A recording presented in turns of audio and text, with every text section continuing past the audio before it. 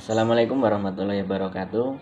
Baik, di sini saya akan melanjutkan materi tentang komponen RPP pembelajaran. Komponen RPP pembelajaran ini menurut Permendikbud tentang implementasi kurikulum pedoman pembelajaran RPP paling sedikit itu memuat tentang tujuan pembelajaran, materi pembelajaran, metode pembelajaran, sumber belajar, dan penilaian.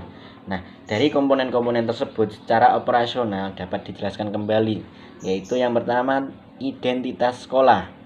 Maksudnya, identitas sekolah ini perlu dicantumkan karena dapat menunjukkan nama satuan pendidikan yang membuat RPP. Yang kedua yaitu identitas mata pelajaran.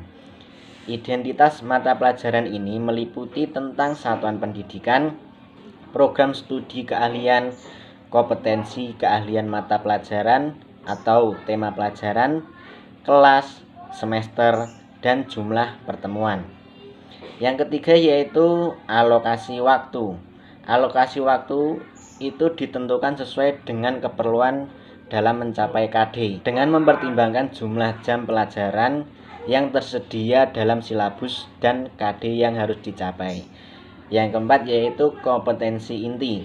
Kompetensi inti ini adalah tingkat kemampuan untuk mencapai standar kompetensi kelulusan yang harus dimiliki oleh peserta didik.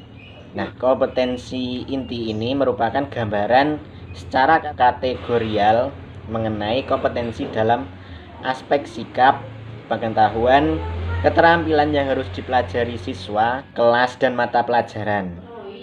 Yang kelima yaitu kompetensi dasar.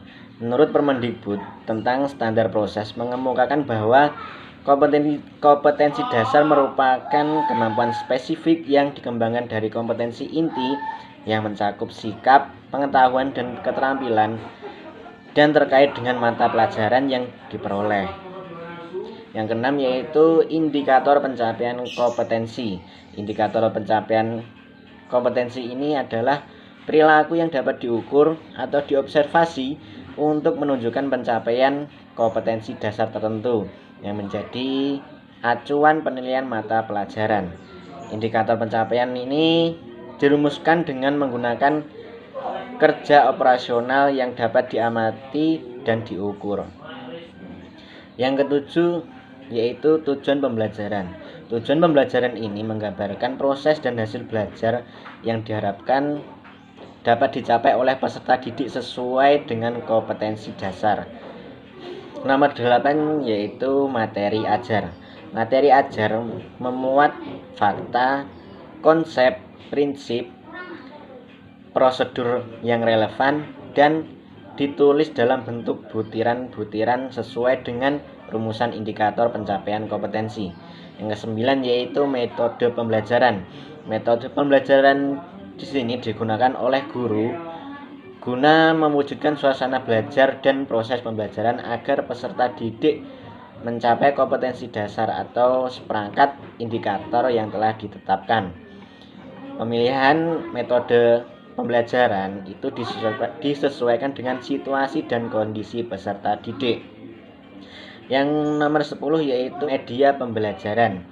Media pembelajaran ini merupakan alat bantu sebagai proses pembelajaran untuk menyampaikan materi pembelajaran. Nomor 11 yaitu sumber belajar. Sumber belajar yang dimaksudkan di sini adalah semua sumber yang dapat mempermudah peserta didik dalam menjalankan proses pembelajaran, baik benda hidup ataupun benda mati. Nah, sumber belajar ini dapat berupa buku, media cetak, dan elektronik. Selain itu juga alam sekitar atau sumber belajar yang relevan. Nah, yang nomor 12 yaitu kegiatan pembelajaran. Kegiatan pembelajaran ini meliputi tentang pendahuluan, inti, dan penutup. Pendahuluan itu merupakan kegiatan awal dalam suatu pertemuan pembelajar yang ditunjukkan untuk membangkitkan motivasi dan memfokuskan perhatian peserta didik untuk berpartisipasi aktif dalam proses pembelajaran. Yang kedua yaitu inti. Inti ini merupakan proses pembelajaran untuk mencapai KD, yaitu kegiatan pembelajaran yang dilakukan secara interaktif, inspiratif, menyenangkan, dan memotivasi peserta didik untuk berpartisipasi aktif. Yang terakhir yaitu penutup. Penutup ini merupakan kegiatan yang dilakukan untuk mengakhiri aktivitas pembelajaran yang dapat dilakukan dalam bentuk rangkuman atau kesimpulan, penilaian dan refleksi, umpan balik, dan tindak lanjut.